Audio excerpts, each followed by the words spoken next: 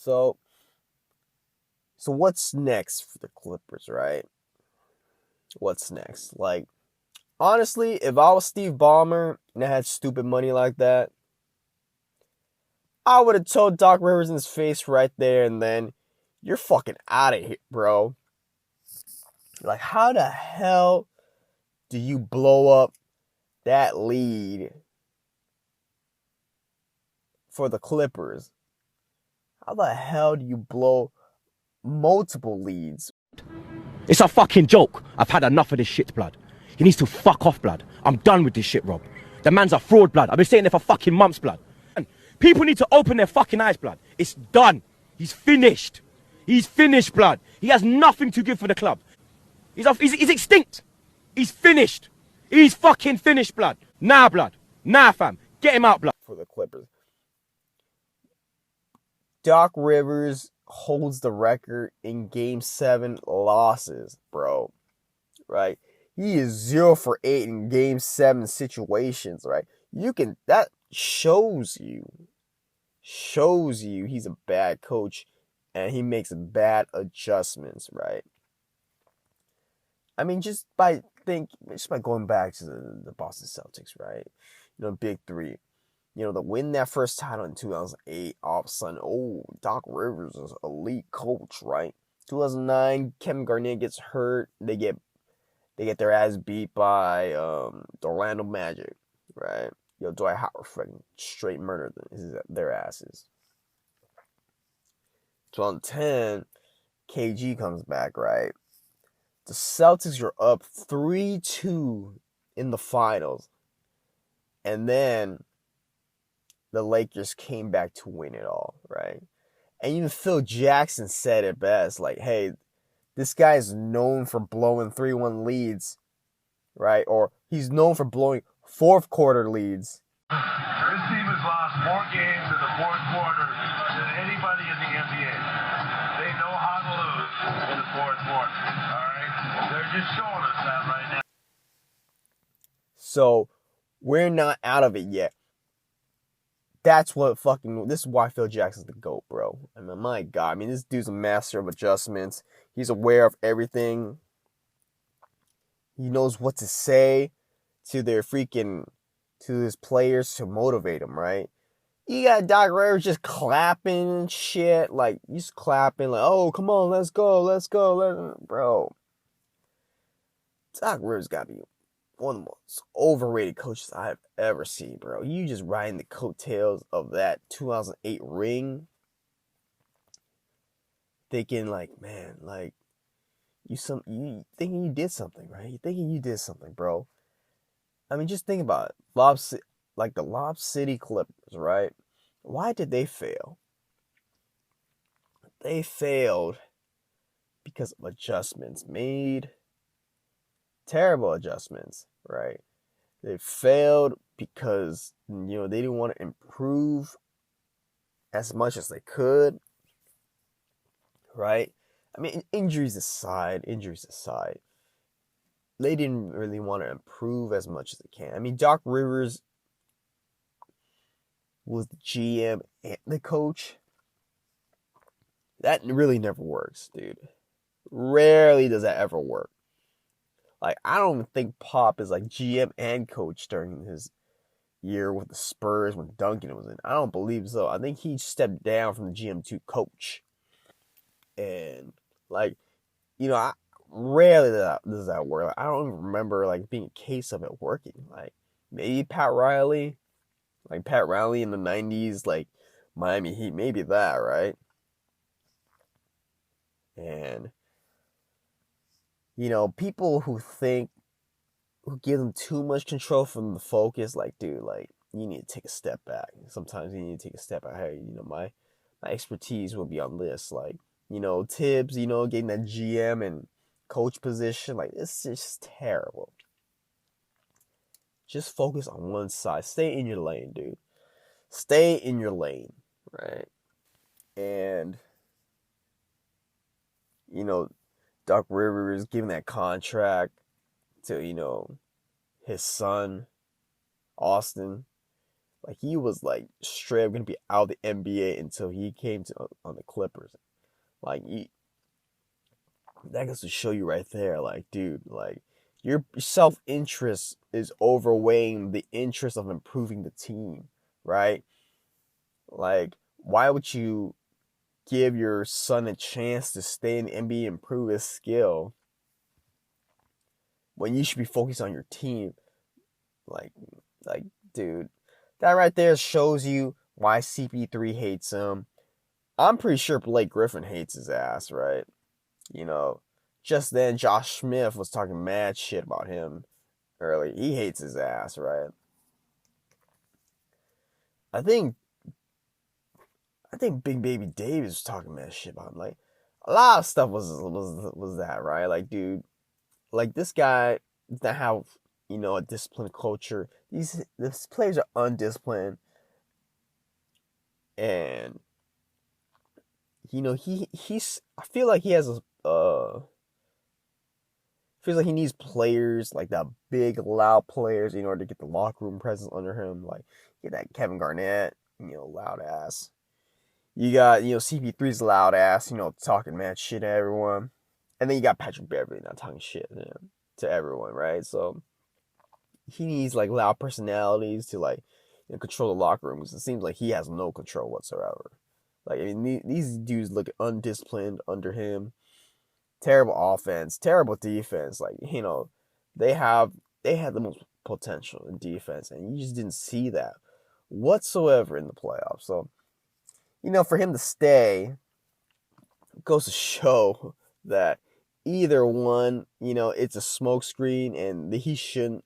They're taking their sweet time to like find another coach, or two, Clippers are idiots, right? Like, I don't know what Jerry West is thinking right now, or Lawrence, Frank, but you got to think to yourself right now, like, hey, you are clearly not fit to coach this team, right? Like, you've had like Doc Rivers has been with the Clippers for like almost like a decade, and you have nothing to show for it whatsoever. It's like one season of Clippers making the eighth seed and everything is expunged. Like, okay, like it's not his fault, right, bro? This is on coaching, and you know, like there should be no excuses whatsoever.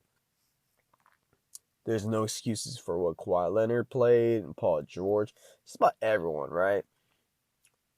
Now, how do you go? What do you go from there, right?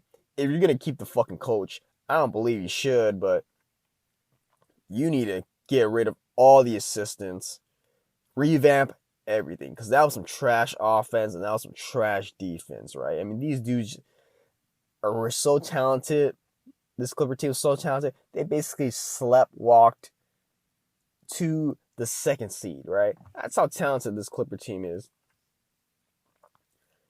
If you ask me what the first thing I should do, I'm letting Montrezl Harrell walk. Like, there's no way I'm paying this dude 60 mil, whatever you want for that kind of production, right? I don't care if he wins Sixth Man of the Year. They don't need him, right? What the Clippers need is interior presence and paint defense, right? You got Marcus Gasol available this offseason, and you got Serge Ibaka, right? I'm targeting both. Right? Ask, Marcus Gasol, hey, we're one playoff run, one playoff run to the championship, right? Either give him some money, pay him the minimum, I don't know whatsoever. Steve Ballmer has billions, so I don't care, right? Let Montrezl Harrell walk, trade Lou Williams, and trade Patrick Beverly, right? There's a common theme right here, right? Every team that Lou Williams was traded, they drastically improved in the playoffs. Why is that, right? Every player in the playoff attacks Lou Williams when they switch, and And it is what it is, right? Lou Williams recency bias of being, oh my God, like they got Kawhi Leonard, they got Paul George, they got Lou Williams, like oh my God, like they got offensive power everywhere, ignoring the fact that Lou Williams is absolute garbage on the defensive end, like. Like we talking Isaiah Thomas like awful, right? Like Celtics like Isaiah Thomas, like this is awful. Like you better be giving me like high percentage shots and running the offense if I'm gonna have to, put you in. But the overplay of Lou Williams was bad for the Clippers. They forgot. Like this dude is not as good as you make him out to be. Right? So there's that. You're getting rid of these two supposed 6-man. Someone's gonna pick him up, right? Let Montrezl Harrell walk. Trade Patrick Beverly, right? Patrick Beverly, in my opinion, is one of the most overrated defenders of all time, right? Like these, like people make him out to be, Gary Payton. Like, bro, you are nowhere near Gary Payton on the defensive end. He just used a lot of energy, right? And like jumping around. It's like what Westbrook said, man. This dude tricked y'all. Like this dude, Patrick Beverly, is he's good on defense. Like you make him out to be like he's some kind of point guard stopper. He ain't no point guard stopper, bro. Like the best point guard defender in the NBA is Marcus Smart, right? And then it goes down the list of like I don't know, like Ben Simmons, and then goes to Drew Holiday. People like that. Malcolm Brogdon, Kyle Lowry's pretty good in like defense, stuff like that, right? But a lot of those guys are not getting enough recognition compared to Patrick Beverly, because Patrick Beverly just yells a lot. Like, dude, get out of here, you fucking clown. Like, I would trade Patrick Beverly, right? I would also trade Paul George. Like, dude, it's just not working out. Like every playoff series, I don't know what happened. Maybe it's like his foot or something, but this dude is just not performing to what you're paying him. Like, this is basically a basic one more run, because both of these players are gonna opt out their contracts, right? The Clippers have leveraged their future in these two players, Kawhi Leonard and Paul George. You have no picks whatsoever. You traded for Marcus Morris, right? First picks and and everything. And like what else is there? You traded what looks like a future all-star in Shai Gilgeous-Alexander for supposedly all-star and former franchise player in Paul George, right? So there's that. Like, if you're asking me, like, dude, I would trade Paul George, for who's available right now. Like if I can get someone like Ben Simmons, I will fucking do it.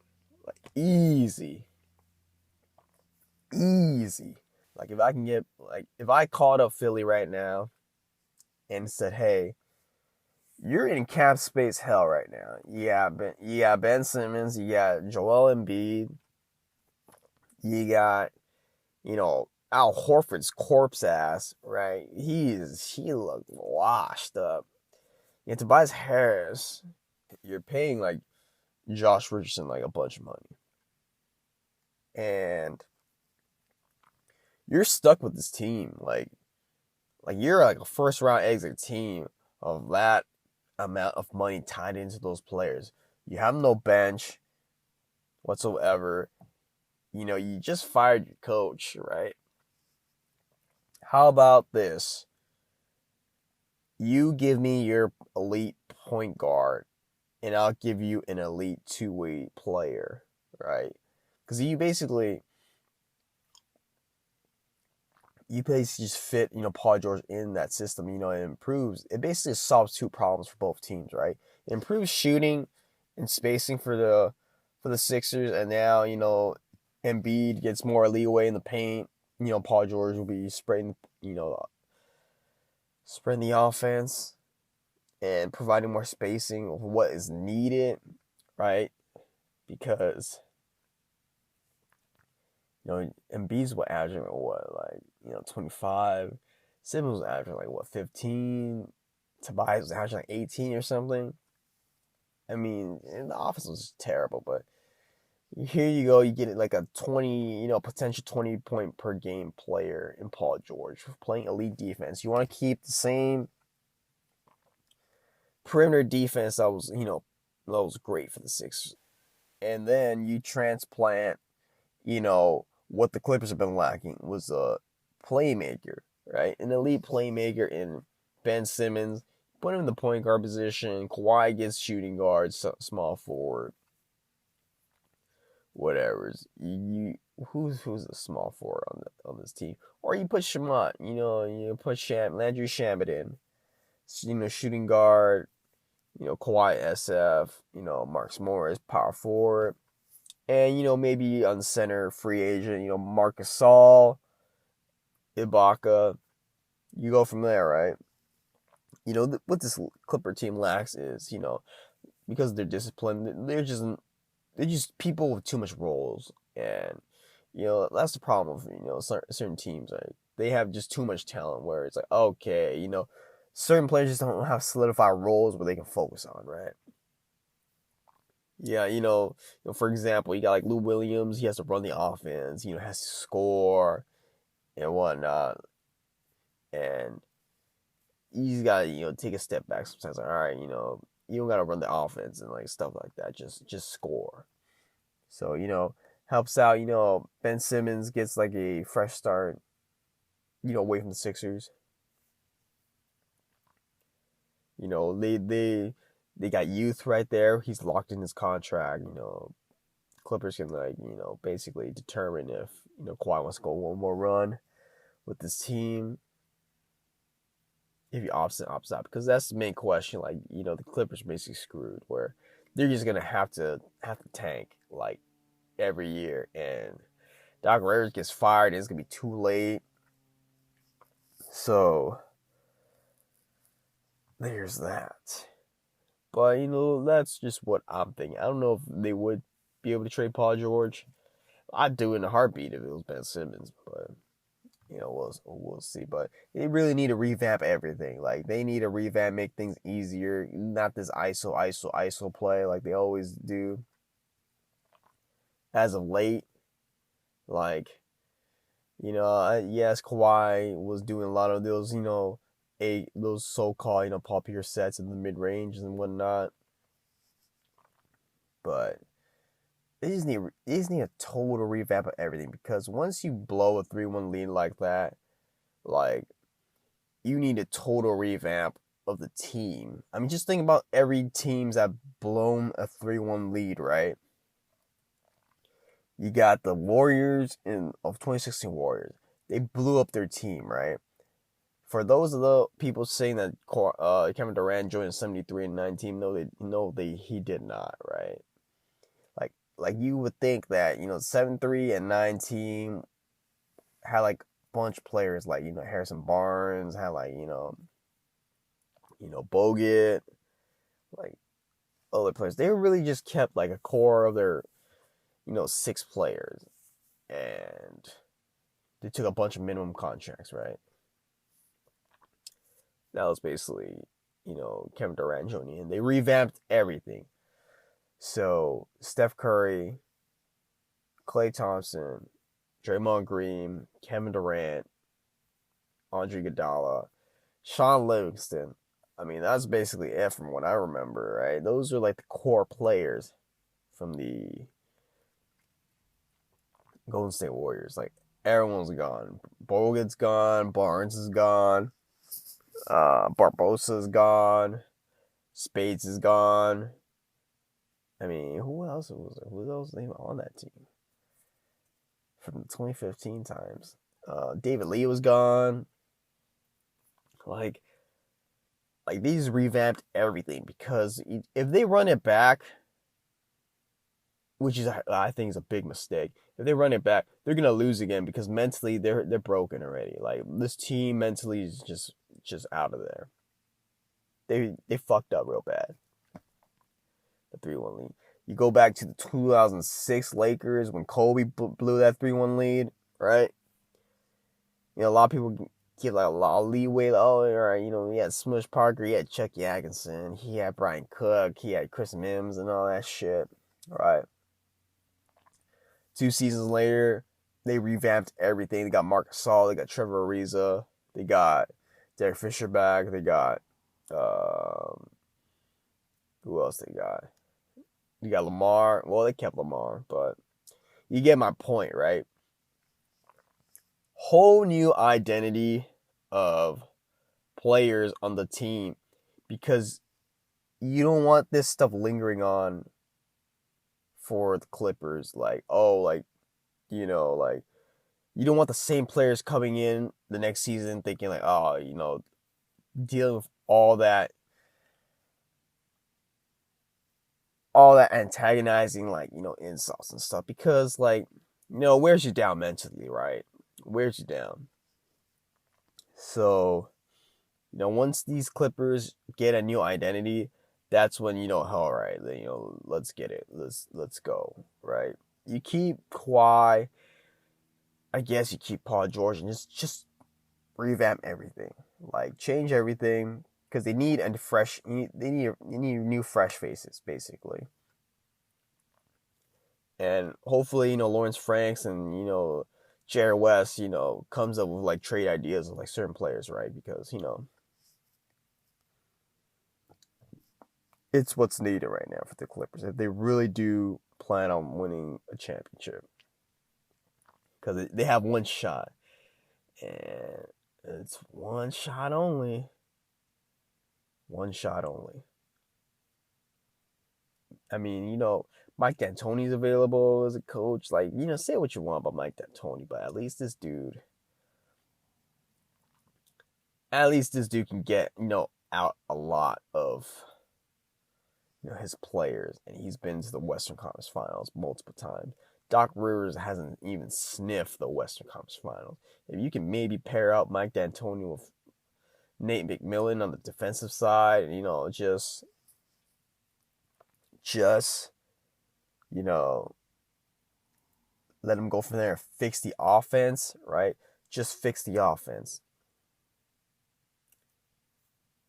That's when, you know, we'll see what's happening, because, you know, a lot of this Clipper team offense is just they're making it more harder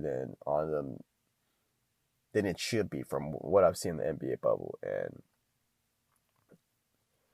you know, you would think, right, like, Doc Rivers supposedly, you know, defensive coach, it didn't even show up. But, you know, huge disappointment, and it looks like they're in for like another disappointment again. But, you know, hopefully we'll see what happens with the Clippers. You know, we'll see. You know, Steve Ballmer, like I said, got stupid money, and, you know, maybe pick up, you know, Serge, Gasol, you know, Gordon Hayward's available. You need to improve their wing play so you can bounce from Paul George out of here. Sign Gordon Hayward, get fucking Ben Simmons, and you're Gucci right now, right? So, you know, we'll see, because Gordon Hayward's pretty underrated, but, you know, we'll see. We'll see what happens.